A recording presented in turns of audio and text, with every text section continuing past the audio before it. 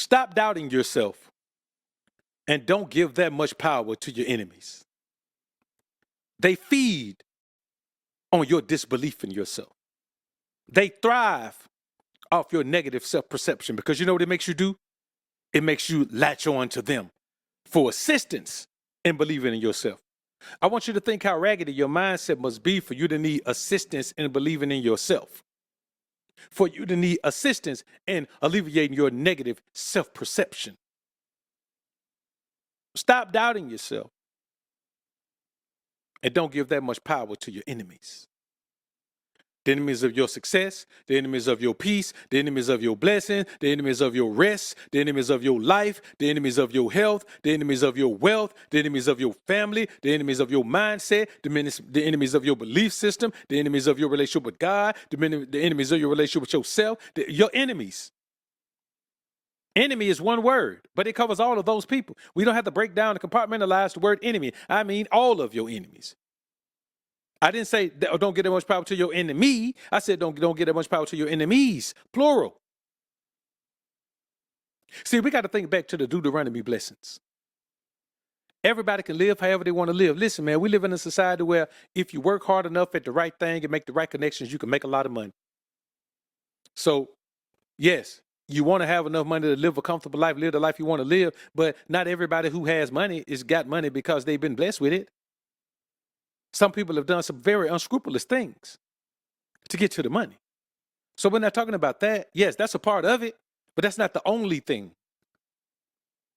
That's not the only thing. You think about this. Think about someone who is eating something every day that is defiling their body. They're eating it every day. It's defiling their body. And then suddenly, when they're in their 50s or 60s, and suddenly when they're in their 50s or 60s, they start to reap the negative benefits of that, or reap the detriment of that. We'll call it negative benefits. That's a double entendre. We'll call that, man. It's an oxymoron. It's not a double entendre, oxymoron. It's an oxymoron to say negative benefits. So, but that's what we'll call it. The Deuteronomy blessings tell us if we live our lives a certain way, man, we're going to be blessed.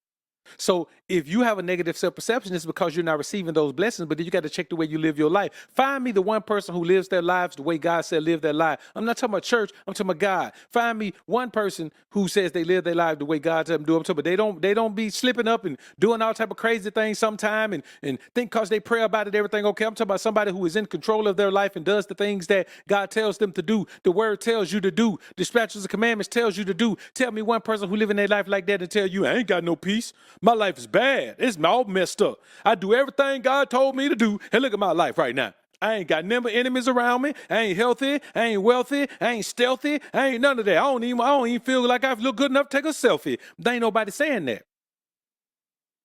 So when you have that mindset, especially if you're a person that wants to be blessed by God. If you want to have a good, strong relationship with God, but you don't, the people around you who don't care nothing about that, they're going to drag you back away from it. They're going to make you doubt it. And see, even if you know you don't have a good relationship with God, that they'll still make you doubt that even if you did. Because no matter what you do, you can still convince people that you believe in God. Well, see, let me tell you something.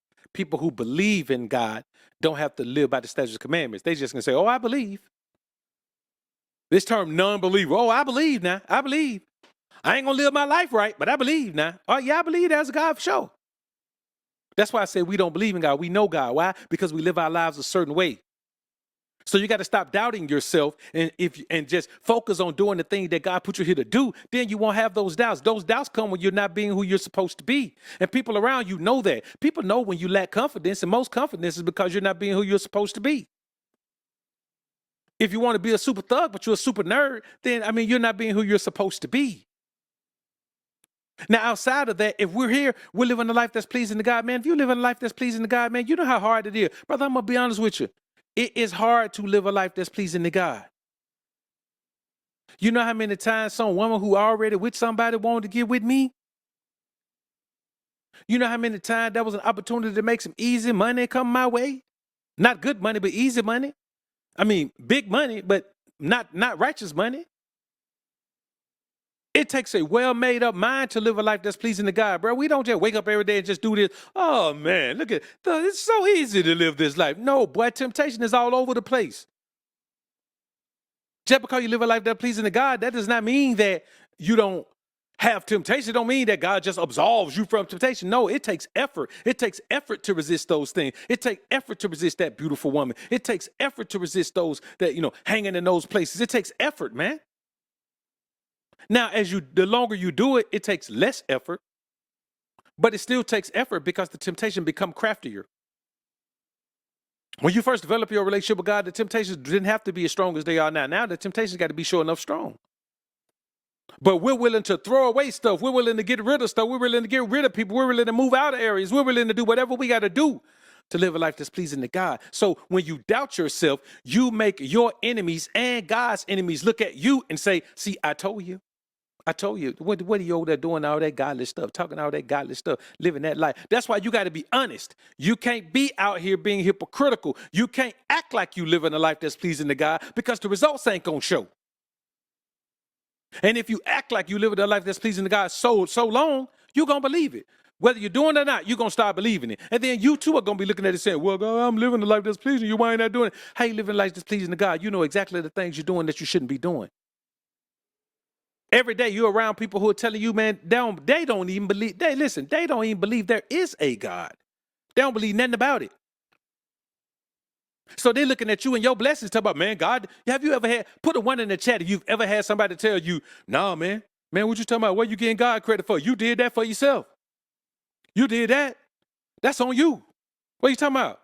I ain't getting God credit for nothing I do. I did all this. I'm the one putting in their hard work. Put a one in the chat if somebody that told you something similar to that. DJ Fresh, my brother, salute, man. Appreciate the 5 bone. In today's time, more now than ever, putting God first will protect you from things you were not even aware you needed protection from. Whoa, boy. I'm going to read that one again, Fresh. In today's time, more now than ever, putting God first will protect you from things you were not even aware you needed to be protected from. You needed protection from. You needed to be shielded from. You needed to be guided away from. Boy, you said a mouthful then, Fresh. That's the reality of life, man. You are still a human. You are still a man. If you're a woman, you're listening, you are still a woman. You are still who you need to be. You are still living in this environment, in your physical space. And the temptations are everywhere. Fred said, and honestly to me, it's not hard to live this way. You know what's hard? Trying to do it my way instead of the most high way. Yeah, that's pretty much what I mean, Fresh. I don't mean, like, I got to flee from somebody, and mostly when I talk about these things, I'm talking to guys, when I say something like that, I'm talking to guys who may just be, when you first move over and decide you're going to live a life that's pleasing to God and you don't have experience in it and you don't have the proof that God shows when you live your life a certain way, then it can be tempting for you. But I agree with you, bro. I agree with you on that. Once you reach an advanced level of this, once you have decided that, okay, this is the way I'm going to live my life, then that's just it. It's one of those things, man, where you have to keep in mind that it is a tough pill to accept the fact that your circle is going to be so small. Because before you make this turn, for some of you, before you make this turn, you're going to have a squad of people. You're going to have people around you all the time, from family to friends to people you just know, acquaintances, especially if you're on the party scene. You on that scene, man, then you are going to, not everyone was just called from birth. Man, you're going on that scene. Your life is going to change tremendously because you're going to realize that all of those people aren't meant to be in your life because your life is going this direction and they're staying put. And the worst of them are going back that way. They're going backwards in life. And so, like Fresh said, trying to do it my way instead of the most high way, man, listen, it is, when you think about it, brother, that is what pulls you back into doing it my way. That, I'm trying to get it, man. I'm going to get it in a minute. But that is a temptation in itself, to do it my way instead of the most high way. That's really the only temptation that's left once you get to a certain point where you're not going to allow people to pull you away from God. And that's the thing.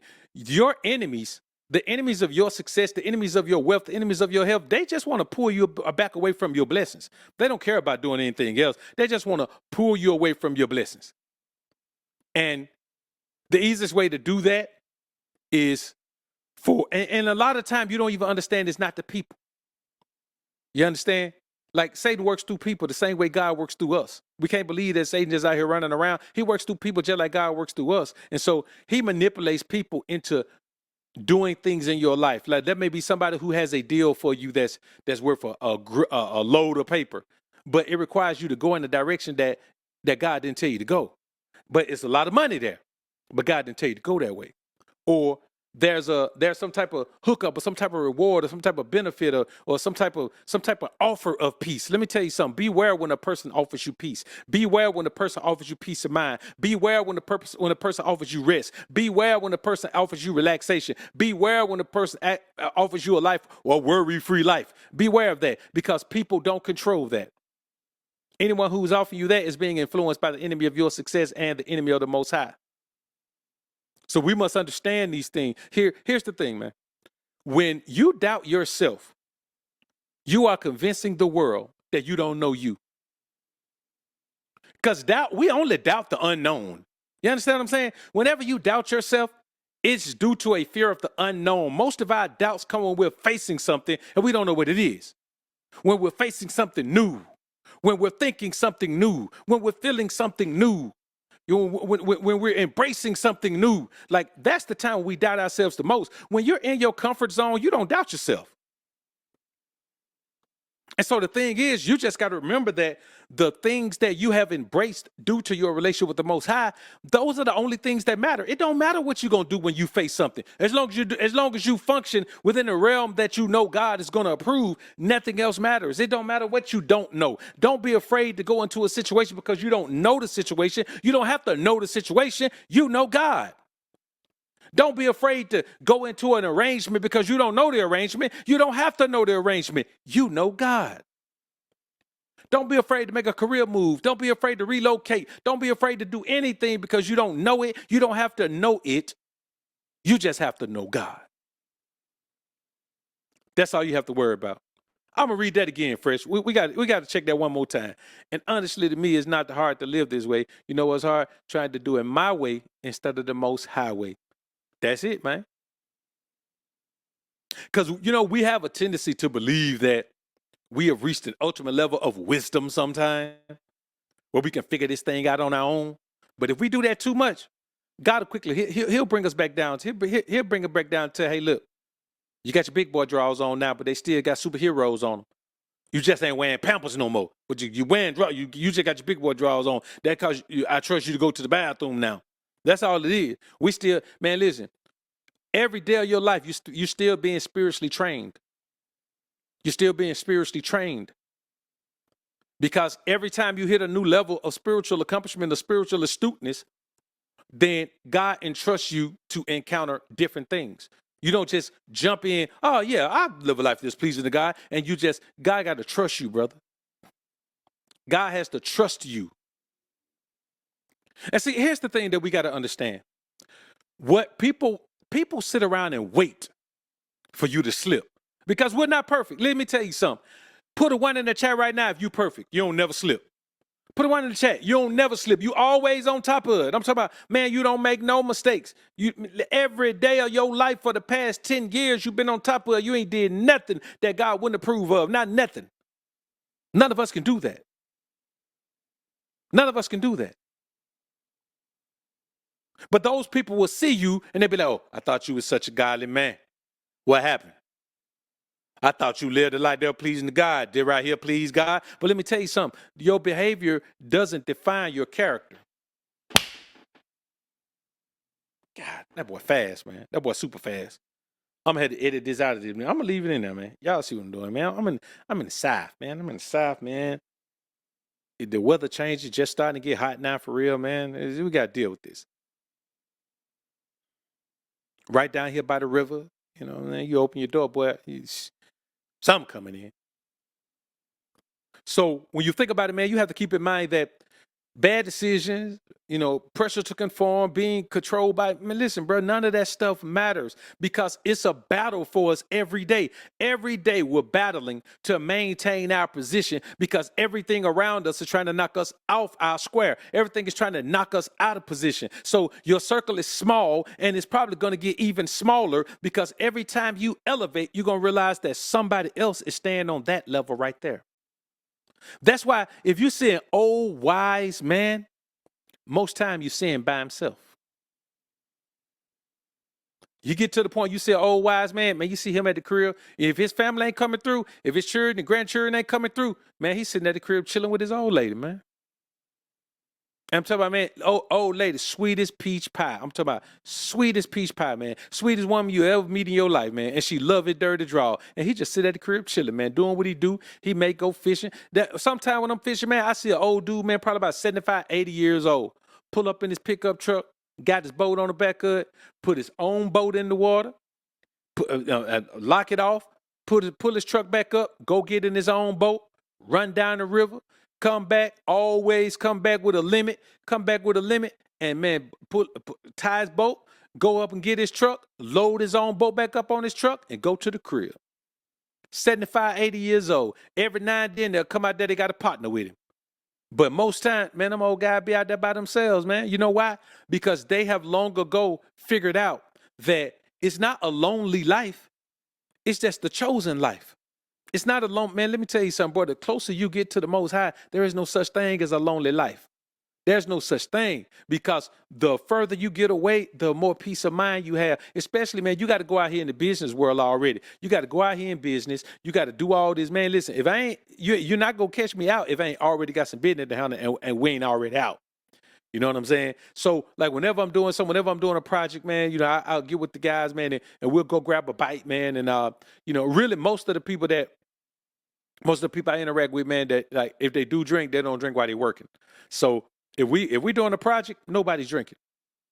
Because we got to get back to it the next day. So we really just wrapping up the day, man. We go out, man, kick it chill, just to have some chill time with the people that you're working with. It creates a better working experience, a better working environment. And that's just how I like to work. And I like to work with people who like to work like that. But, man, bro, when I ain't got nothing to do, man, I'm at the house. You know what I'm saying? I'm a country boy, man. I go fishing. You know what I'm saying? I'm going to always do that. You know what I'm saying? About to finally get into the deep sea thing this year, man. And September, man, I'm gonna go take me a couple deep sea trips. Go down and do that, man. One of them just gonna be on the coast, Louisiana, man. Just just fishing around the bayou and the bay and all that. Then one of them, man, I'm going out. So I just want y'all going out and fish one of them shipwrecks, man. So I want y'all to understand, brother, man. You got to understand, man. Life is an amazing thing, but you got to plant your flag on yourself. You know everything about you. Listen, you can know somebody for 30 years, but if they 50, that's 20 years of things you don't know about them. Who can you believe in more than you believe in yourself? And then as you improve your connection with the Most High, you improve your relationship with the Most High, you move further away from whatever you did in the past. Here's the great thing about living a life that's pleasing to God. The longer you do it, the further you get away from the time when you didn't do it. That's the most wonderful thing in the world, to look at something you used to do and now say, man, you know what? Man, it's been 20 years. Man, let me tell you what a blessing it is to say, man, it's been 20 years since I did something that was against the Most High. You know what I'm saying? It's been 18 years since I did something, man, that I know was offensive to the Most High. That thing right there I used to do, man, I ain't did that thing, man, in 15, 16 years. You know what I mean? When you start getting down into this thing, man, you start understanding the true blessing of having that connection with the Most High, man. You start understanding it. When a man ways pleaseth God, he make it easy for his enemies to be at peace with him. Even his enemies are at peace with him. I'm talking about people out and blasted on that blasted on me too. Just walk by me and keep it moving. Pass by me, keep it moving. The word of the Most High is factual. If you live your life according to the way God says live it. I'm talking about the laws and statutes he gave the children of Israel. you apply them to your life, those Deuteronomy blessings belong to you. Now, they were meant for us as a people, but God ain't no liar. He says, especially if you live this way, I'm going to give you these blessings. So why let people who don't get those blessings tell you anything about you? Why let people who don't get those blessings, who haven't figured out how to connect with the Most High, have an opinion on you that matters? How many people do you meet, man, who still got issues with their relationship with their parents? Bro, let me tell you something. You only have issues with your relationship with your parents, and you only drag them and talk down on them for whatever kind of parent you think they were if you don't appreciate who you are. And you can only appreciate who you are if you become who God put you here to be. You should be appreciating who you are. Man, let me tell you something, boy. I love my mama to death, loved my daddy to death, because I don't think about nothing but whatever it was that they did, good, bad, or indifferent. It made me King Ray Ray. It put me in a position where whatever that was, I had to come through that in order for God to see that he could put me in this position. That he could open my eyes and tell me, son, take this vow to Nazarite. Open this book and read it. Apply it to your life as you go. He could have told anybody that. But he told me. So whatever it was, it put me in a position to be who I am, brothers. Whatever it was, it put you in a position to be who you are. Are you happy with who you are? If you're not, then go be who God put you here to be. Because I guarantee you, if you become who God put you here to be, you will not only be satisfied, you will be well pleased. That is where your peace of mind is. You don't get peace of mind. The man who you're supposed to be gets peace of mind. You don't deserve peace of mind. The person you're supposed to be deserves peace of mind. The peace of mind is over there with that person. Go be it. Stop letting your enemies have this type of power over you. Man, I told you, man, you ain't this. What happened? You used to be this. Now what happened? And that's why when you get on the path with God, dog, you got to stay on it. You got to stay on it. If people gonna doubt God, don't you ever be the reason that they do it by looking at your life and how you done fell off because now you don't follow God no more. You don't live the life you want to live. Man, I got to tell y'all about this phenomenal camera, man. My bad. I'm looking at this image, and this is the best image I've gotten out of this camera. This is a phenomenal camera, A7 IV, Sony A7 IV. I'm shooting with the 20mm f1.8. I'm shooting it in crop mode, which gives it a 1.5 time crop, which then in turn makes that 20mm a 30mm. And boy, I'm going to be honest with you. I am loving this phenomenal view right here. But that's neither here nor there. GC, I see you, brother. Salute to you, man. I see my brother GC in the building, man, repping that Mod Squad. Salute to you, brother. Salute. Appreciate you. Like GC said, man, bang that like button. It don't cost you nothing. But bing, ding on your finger, bro. So I want y'all to understand something, man. I want y'all to remember that you are simply just a result of your parents mating. That's it. Whatever you are is a combination of your parents. There ain't nothing you can do about it. All you can do is take who you are and simply apply the will of the Most High to it. Apply the will of God to who you are. Be yourself, but just apply the will of God to it. Start living by the statutes and commandments of the Most High, brothers. I'm telling you, it will change your life. Forget what anybody else is telling you. It will change your life. It will make you forget about the things that you think make you bad. It will make you forget about the things that make you think God don't want anything to do with you. It'll make you forget about the things that you think destroyed your life. Man, your life will be completely different the moment you dedicate yourself to developing spiritual astuteness. And then how you going to doubt you anyway? Who's your number one support system? I'm talking about even when your parents didn't believe, you believed. Even when you had nobody, you were there to believe. If you've ever been homeless, you were there to believe. If you lived in your car, you were there to believe. If you've ever been in prison, you were there to believe. If you were laid up in the hospital sick on your deathbed and now you're here, you were there to believe. If you thought you wanted to end it all, you were there to believe. Well, you ain't have a pot to piss in the window to throw it out. You were there to believe. It's always been just you. And then when you realize that God was showing you love and mercy all of that time, which is why you didn't do those things, which is why they didn't destroy you, which is why you didn't go off the deep end, which is why you didn't give up on life, which is why you didn't off yourself, which is why you didn't let people bring you down, which is why you did start depending on people, relying on people more than you relied on God. God has been showing you love and mercy this entire time. So how you gonna doubt yourself when God has shown you that he don't doubt you? Anytime God is showing you mercy, man, he's showing you mercy because he believes in you. He believes in you. So how can you have a negative self-perception? How can you possibly have a negative self-perception when you know that God believes in you? When you know that God has faith that you will come through and be who he put you here to be. That's why he's showing you mercy. That's why he's showing you love. He hadn't given up on you because he believes you can pull through. So who are these people to say you can't? Who are these people that for you to value their opinion so much that my mama say ain't gonna be this, my dad is saying, well, my people say, my homies saying, well, them teachers say, who cares what any of them say? They don't control nothing. They can't change one hair on their head from black to white or from white to black. They can't change nothing without dying it. They can't do nothing. They can't give and take sickness away. They can't give and take blindness away. They can't do nothing. So they don't matter. When you doubt yourself, you're not doubting yourself. You're doubting God. You're doubting the God that is in you. You're doubting the God that is for you. You're doubting the God that is with you.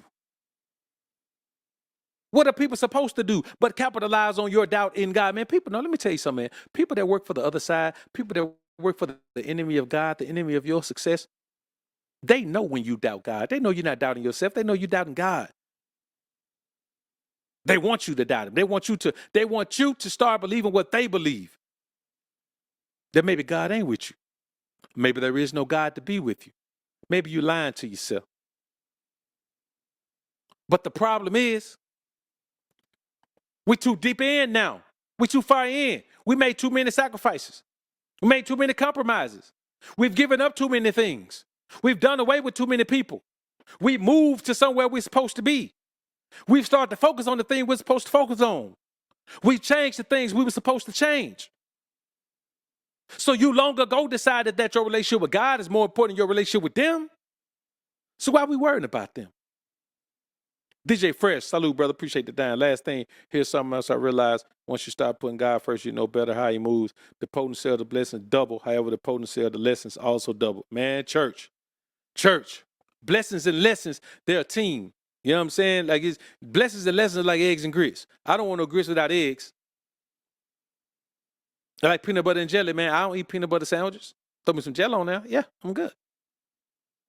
I mean, I don't eat either, but you dig what I'm saying.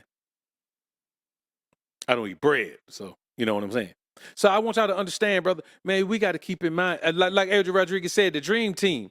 Blessings and lessons are the dream team. Man, listen, the lessons are so much of a blessing that, listen, the lesson is part of the blessing. Most of the things that we get out of this situation, man, it's because we move differently. Like when you learn lessons, you move differently. And moving differently opens the door to blessings. Like it's like this, man.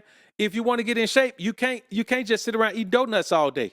It don't matter how much you pray. It don't matter what you could pray till you blue in the face, but you sit around eating donuts all day watching TV, you're not gonna get in shape. It's impossible to do. No one has ever done it. You're not gonna get in shape. You ain't gonna be able to do it. But if you change that action, and instead of eating no donuts, every time you used to pick up a donut, now you drink some water, and now every time you sit in that chair, you go to the gym, all your shows, every time one of your shows come on, you work out. You ain't even got to go to the gym. Every time one of your shows come on, instead of sitting down in front of TV for that 30 minutes an hour, spend that 30 minutes an hour doing 100, 200 push-ups.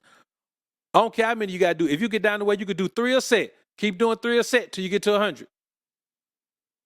If you change those actions, the results change. That's just what it is. As you start to become more spiritually astute and start to dedicate yourself more to the Most High, you start to make adjustments in the way you live, in the way you think, in the way you move. And then those things allow blessings to come into your life. Those blessings are there waiting for you to get to them, but you got to elevate to those blessings and bam, you run into them. If you're on the path you're supposed to be on, you run into your blessings. They're not coming to you. They're on the path you're supposed to be on, waiting for you to get to them. Because here's the thing. You don't need all the blessings at one time. When you're on level 1, you need level 1 blessings. On level 2, you don't need level 10 blessings. They don't even apply. But at level 10, you need level 10 blessings. Blessings come as you elevate through your path. You don't continually get blessings if you stay in the same position, if you stay with the same focus, if you keep doing the same things throughout your life, your blessings stop.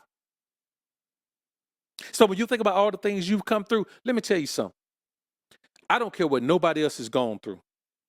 Whatever GC has gone through, whatever AD has gone through, whatever Roy T has gone through, whatever Fresh has gone through, whatever Uncommon has gone through, whatever Mike Bills has gone through, whatever Tyler Jackson has gone through,